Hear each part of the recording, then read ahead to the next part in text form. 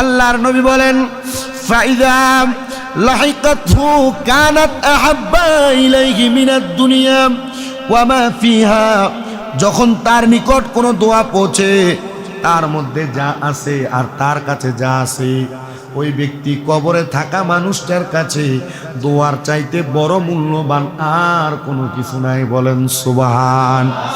ওয়া ইন্নাল্লাহা তাআলা লা ইউদখিলু আলা আহলিল কুবুরি মিনাদ দুআই আহলিল আরদি আমসালাল জিবাল।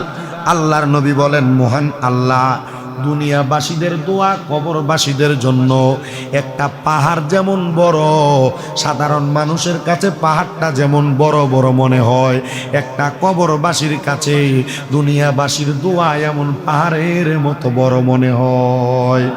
ওয়া ইন্না হাদিয়াতাল আহয়াই ইলাল আমওয়াতিল ইস্তিগফারু লাহুম। আল্লাহর নবী বলেন, আর মৃত ব্যক্তিদের জন্য, জীবিত ব্যক্তিদের হাদিয়া হলো দুনিয়ার জীবিত মানুষরা মৃত ব্যক্তিদের জন্য ক্ষমা প্রার্থনা করবে।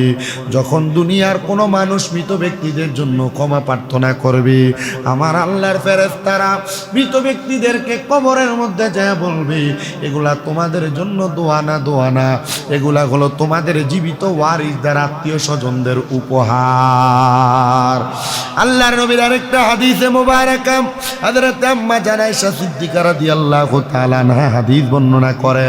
তিনি বলেন, আন্না রাজুলান, নবীজির নিকট এক ব্যক্তি আগমন করলেন। ক্বালা লিন নবী সাল্লাল্লাহু আলাইহি সাল্লাম, অতঃপর আমার নবীকে বলতে লাগলেন, ইন্না উম্মি ইফতিলিতাত নাফসাহা ওয়া উরাহা লাউ তাকাল্লামাত তাসাদ্দাকাত আফাত তাসাদ্দাকা আনহা। এক ব্যক্তি আয়েশা বলেন, ইয়া রাসূলুল্লাহ, আমার মা হঠাৎ মৃত্যুবরণ করেছেন। আমার ধারণা, আমার মা যদি কথা বলতে পারতেন তাহলে আমার মা কোনো কিছু দান এবং সদকা করতেন।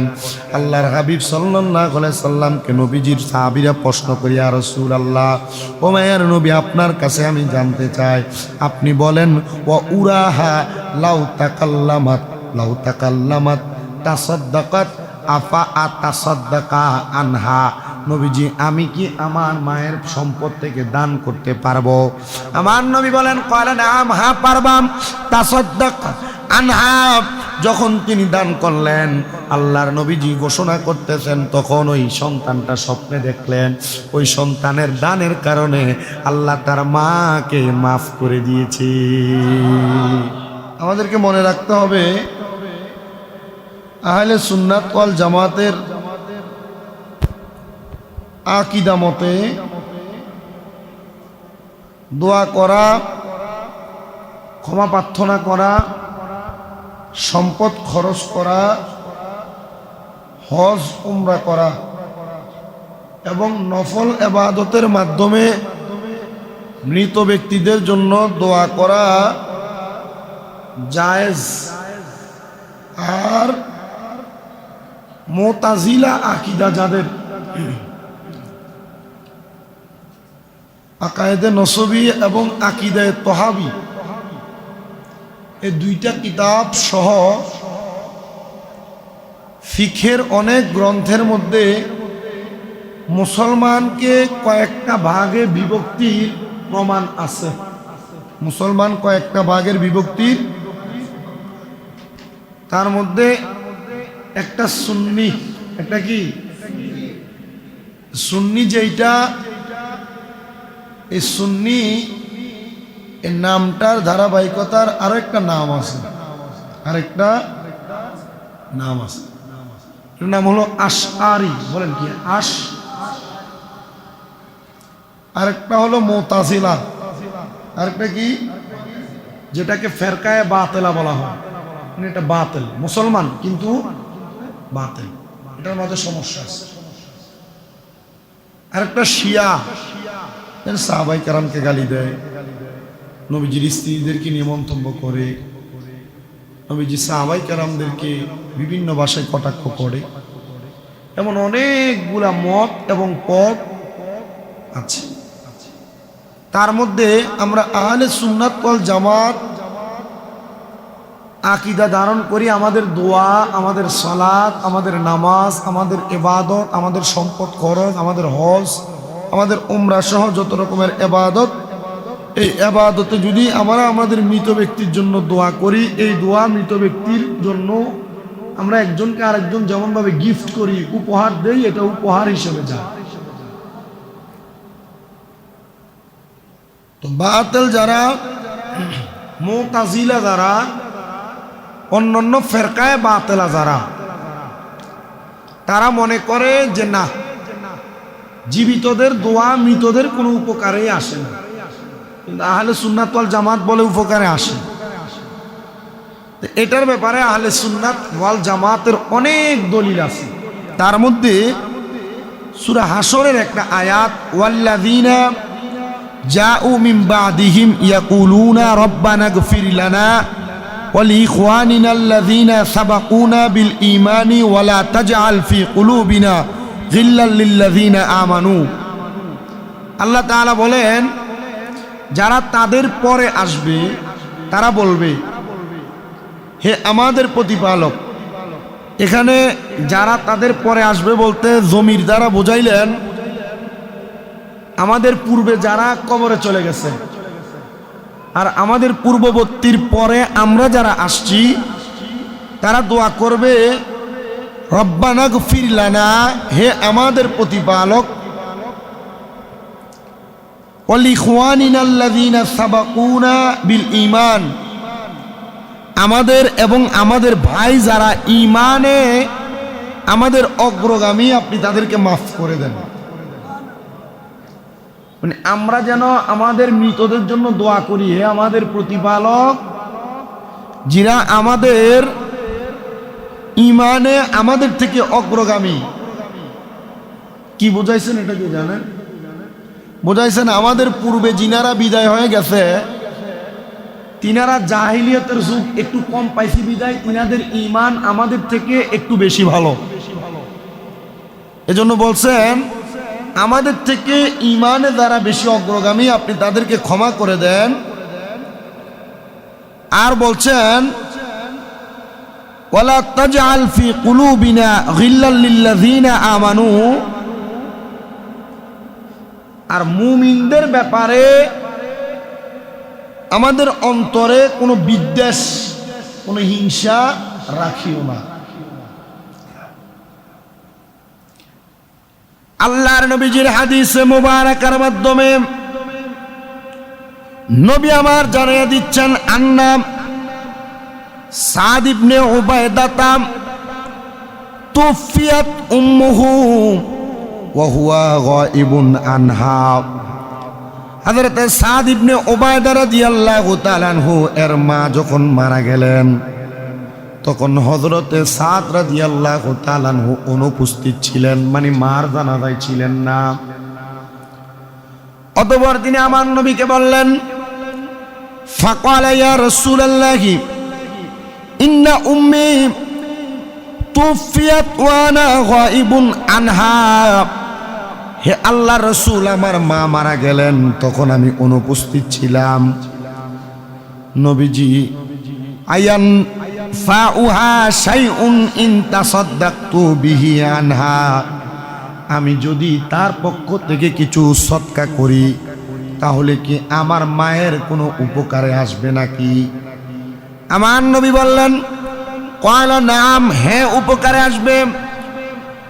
ক্বালা ফাইন্নী উশহিদুকা, হে আল্লাহর রাসূল, আমি আপনাকে সাক্ষী রাখা আন্না হাইতিয়াল মিখরাফা সাদাকাতুন আলাইহা, আমি আপনাকে সাক্ষী রেখে আমি সাদের যে মিখরাক নামক একটা খেজুরের বাগান আছে, আমি ওই খেজুরের বাগানটা আমার মায়ের জন্য সদকা করে দিলাম। জোরে পড়েন সুবহানাল্লাহ। আল্লাহর নবীর সাহাবী সাদ রাদিয়াল্লাহু তাআলা আনহু তিনি বলেন, আমি বাড়িতে ছিলাম না, আমার মা ইন্তেকাল করেছিলেন। আমি বাড়িতে আসার পর আমার নবীকে প্রশ্ন করলাম, ইয়া রাসূলুল্লাহ, আমি যদি আমার মায়ের পক্ষ থেকে কোনো কিছু দান করি, সদকা করি, এটা কি কবুল হবে? নবী বলেন হ্যাঁ।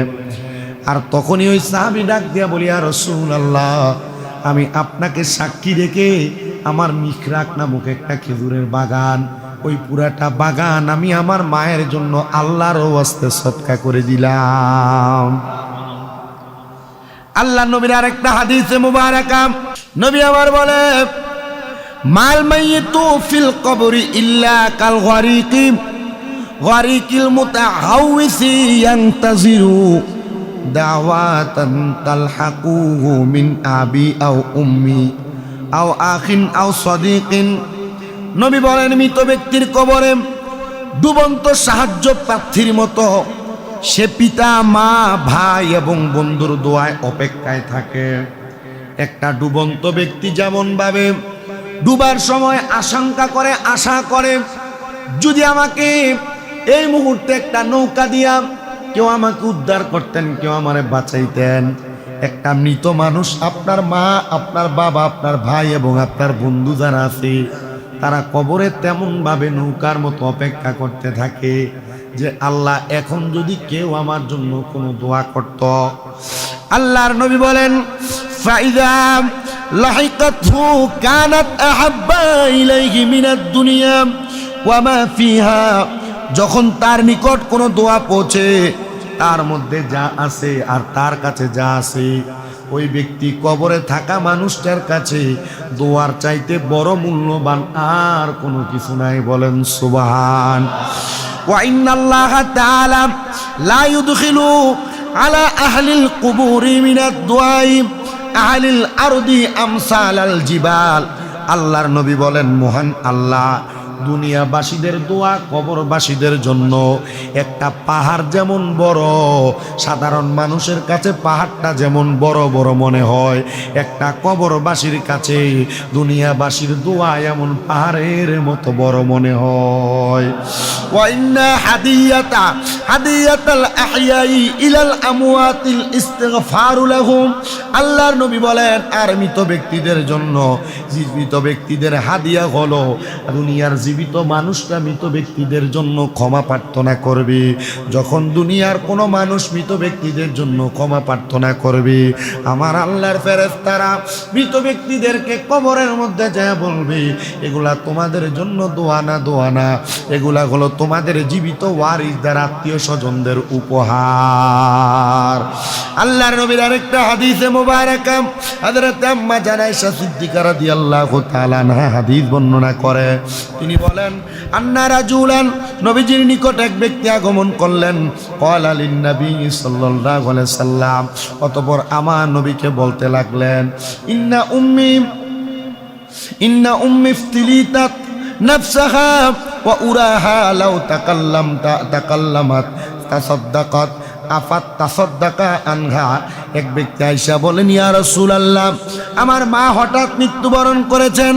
আমার ধারণা, আমার মা যদি কথা বলতে পারতেন তাহলে আমার মা কোনো কিছু দান এবং সদকা করতেন। আল্লাহর হাবিব সাল্লাল্লাহু আলাইহি সাল্লামকে নবীজির সাহাবীরা প্রশ্ন করি, ইয়া রাসূলুল্লাহ, ও মায়ের নবী, আপনার কাছে আমি জানতে চাই, আপনি বলেন ওয়া উরাহা লাউ তাকাল্লামাত তাসাদ্দাকাত আফা আতাসাদ্দাকা আনহা। নবীজি, আমি কি আমার মায়ের সম্পদ থেকে দান করতে পারবো? আমার নবী বলেন, ক্বালা নাম, হ্যাঁ পারবাম। তাসাদ্দাক আনহা, যখন তিনি দান করলেন, আল্লাহর নবীজি ঘোষণা করতেছেন, তখন ওই সন্তানটা স্বপ্নে দেখলেন, ওই সন্তানের দানের কারণে আল্লাহ তার মাকে মাফ করে দিয়েছে।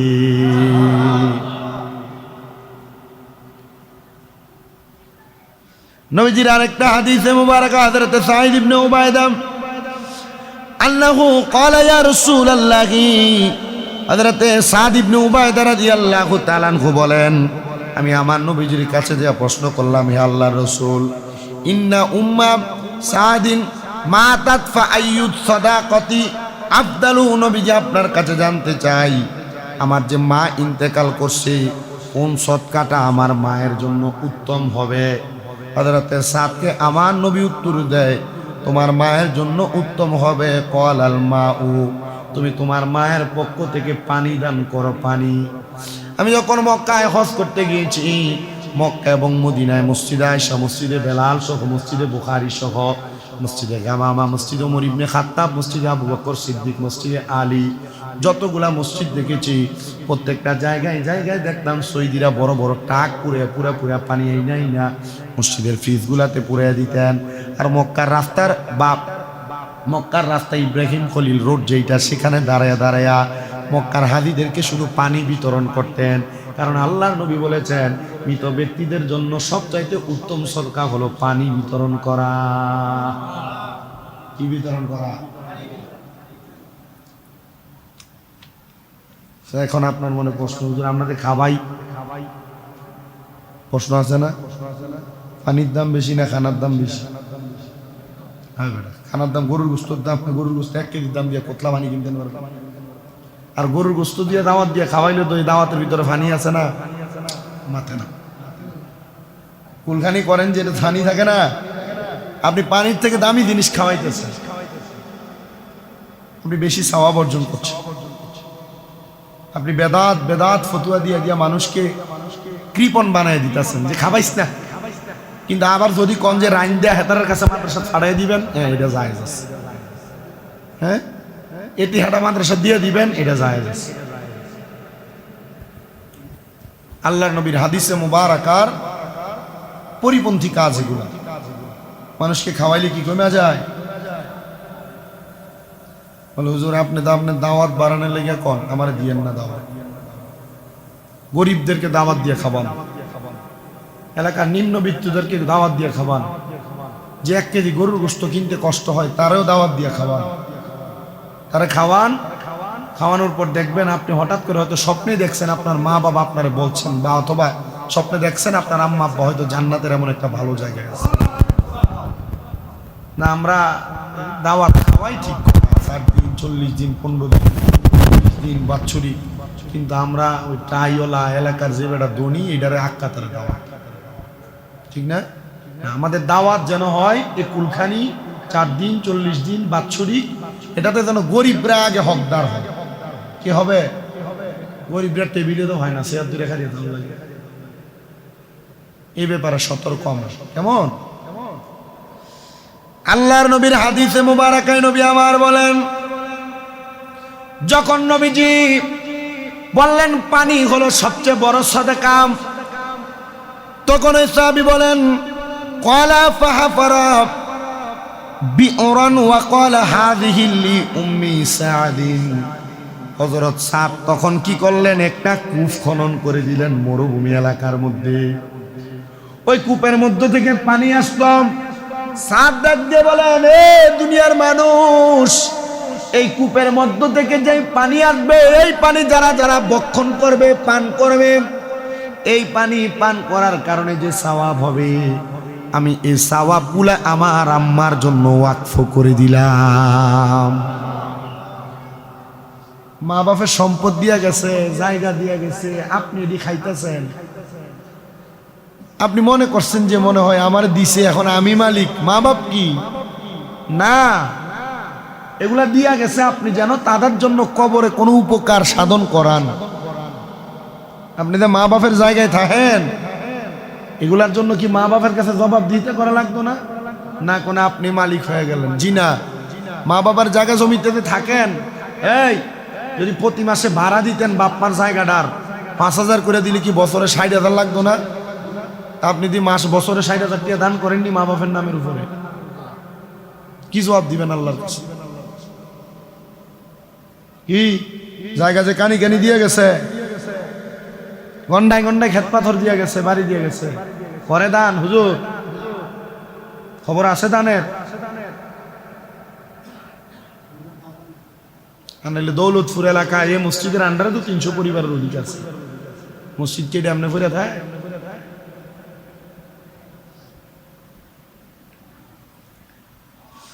আল্লাহর নবীর আরেকটা হাদিসে মুবারাকা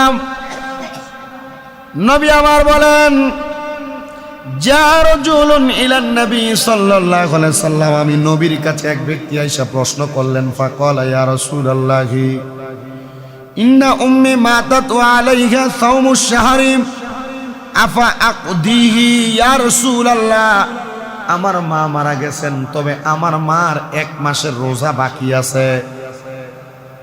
কয় মাস? মানে কোনটা? এই যে কোনো মানুষ মারা যাওয়ার আগে অসুস্থ হয়ে যায় না, তখন আর রমজানের রোজা রাখতে পারে না, এমন হয় না? তার এই রোজাগুলা কি না রাখলে গুণ হইতো না? এখন তার রোজাগুলা সে আদায় করবে, উজুর থাকার কারণে তার রোজাগুলা সে যখন সুস্থ হবে তখন আদায় করবে। কিন্তু উনি সুস্থ হয় নাই, উনি কি করছে? মারা গেছে। এটা একটা মাসালা, বড় মাসালা। উনি মারা গেছেন, এখন উনি যে মারা গেলেন, এখন ওনার রোজাটা রাখবে কে? তখন ওই ব্যক্তি আমার নবীকে প্রশ্ন করি, ইয়া রাসূলুল্লাহ, আপনার কাছে জানতে চাই, আমার মা যে মারা গেলেন তার রোজাগুলা যে বাকি আছে, আমি কি আমার আম্মা জানের আফা আকদিহি আনহা তার রোজাগুলা আদায় করে দিব? নবীজি উত্তরটা কেমনে দেয় দেখেন। নবী কয় না যে হ্যাঁ আদায় করো, নবী বলে ফাকালা লাউ কানা আলা উম্মিকা দাইনুন আকুনতি কাদিয়াহু আনহা। হে আমার আগন্তুক ব্যক্তি, তোমার মায়ের যদি কোনো ঋণ থাকতো, পাওনা দেওনা থাকতো, তুমি কি পরিশোধ করতা না? উনি বলেন হ্যাঁ আল্লাহর রাসূল, আমার মার যদি কোনো পাওনা দেওনা থাকতো আমি পরিশোধ করতাম। নবী আমার বলতেছেন ক্বালা ফাদাইনুল্লাহি আহাক্কু আন ইউকদা, যে শোনো আল্লাহর ঋণ সবার আগে পরিশোধ করা জরুরি। আল্লাহর কাছে তোমার মায়ের ঋণ হলো রোজা রাখা। তোমার মা যে তো রোজা রাখতে পারে নাই, তুমি সন্তান তোমার মায়ের পক্ষ থেকে রোজাগুলা রাইখা তোমার মায়ের ঋণ পরিশোধ করে দাও। এবার শুনেন আরেকটা নবীজির হাদিসে মুবারাকার মাধ্যমে নবী আমার জানিয়ে দেয়,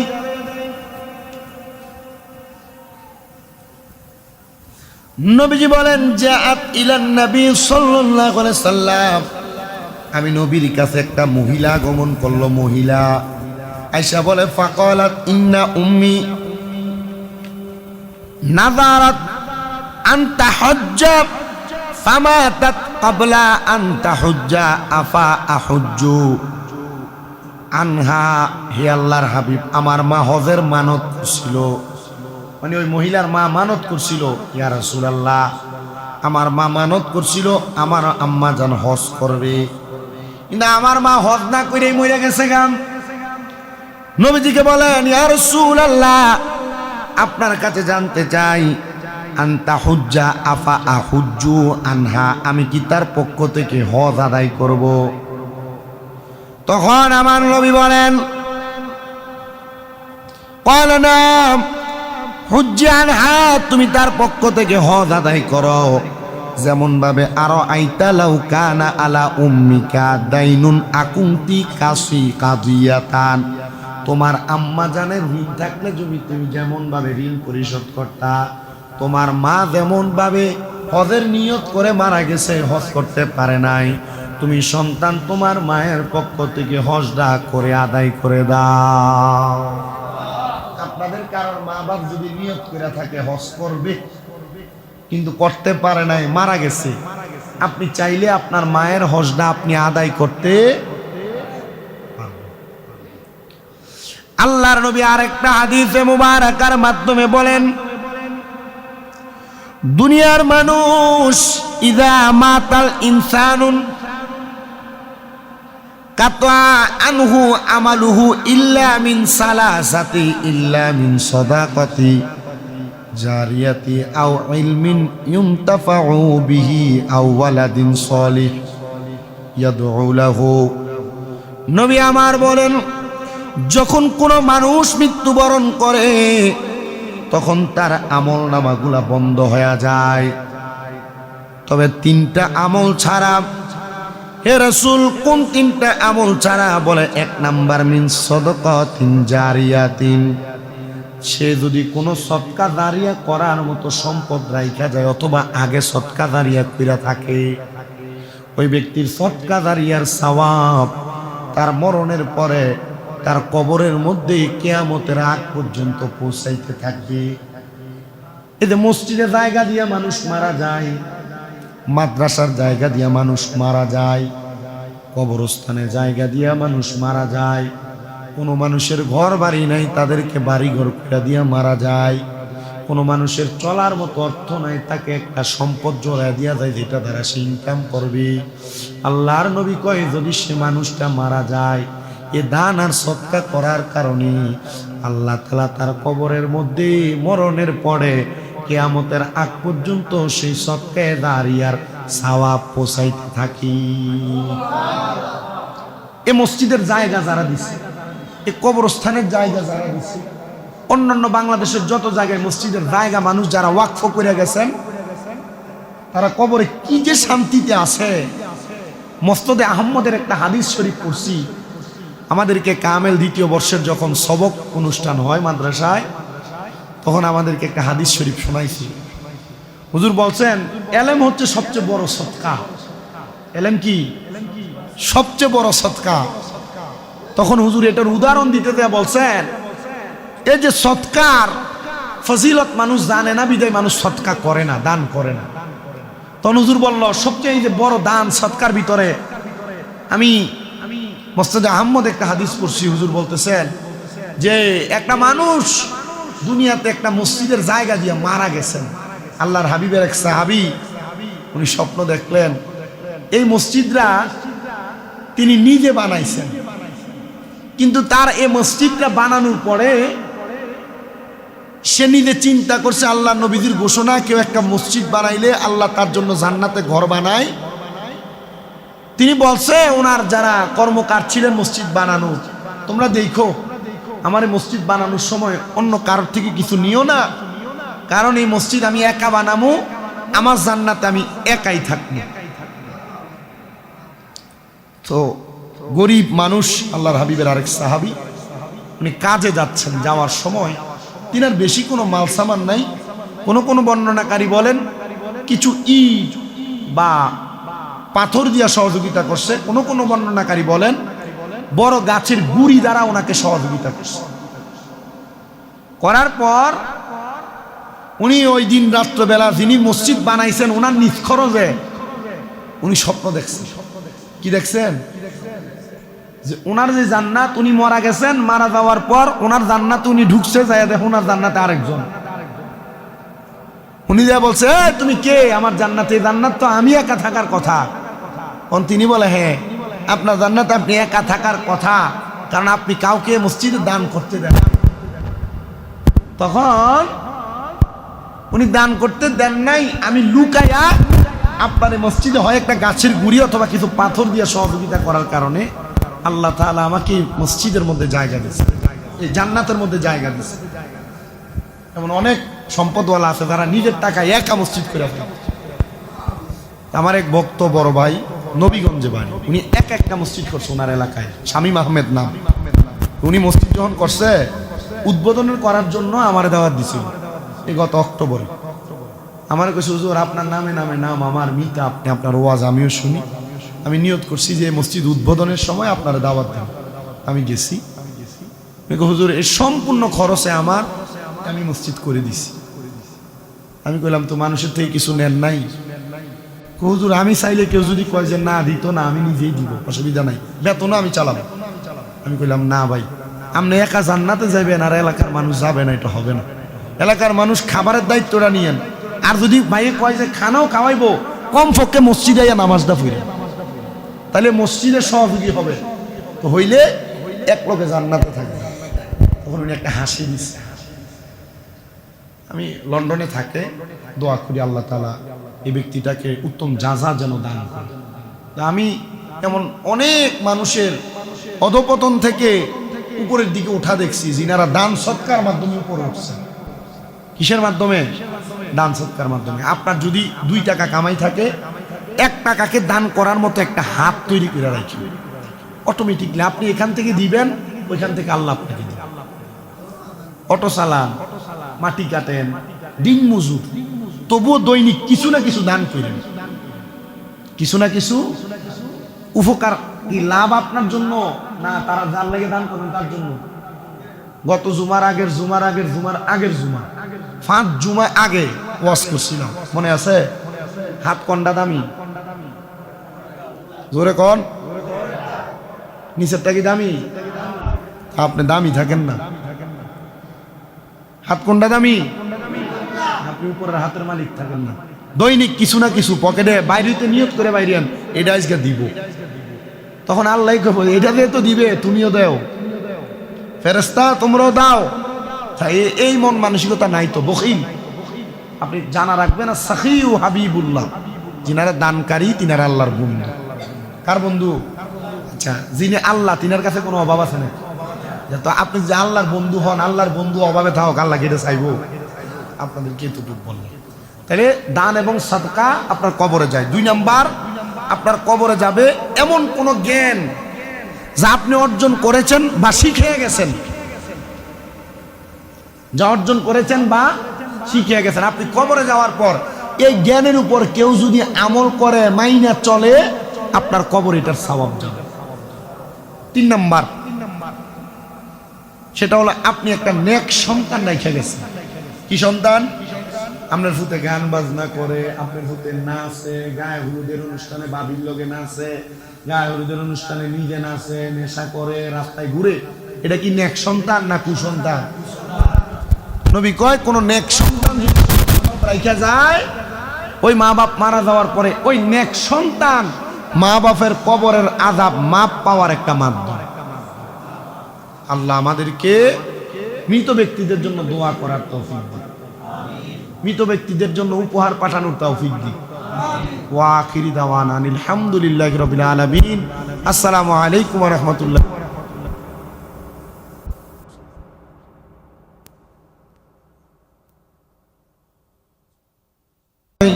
অনেকে আছে যাদের বাবা নাই, অনেক সন্তান আছে মাও নাই, বাবাও নাই, একবার ইতিম। আল্লাহ আল্লাহ সন্তানদের আম্মা আব্বার কবর নাজাতের ফয়সালা করে দাও।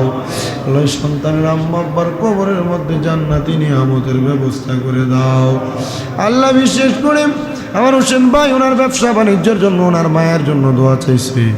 আল্লাহ হোসেন ভাইয়ের আম্মারে তুমি কবর মঞ্জুর করে নাও। আল্লাহ অনেক মানুষ দেশ বিদেশ থেকে দোয়া চাই, প্রত্যেকের খাস দোয়াগুলো কবুল মঞ্জুর করো। আমার একজন ভক্ত রাবিয়া খাতুন, উনি কোরআন খতম করেছে, দোয়া চাইছে।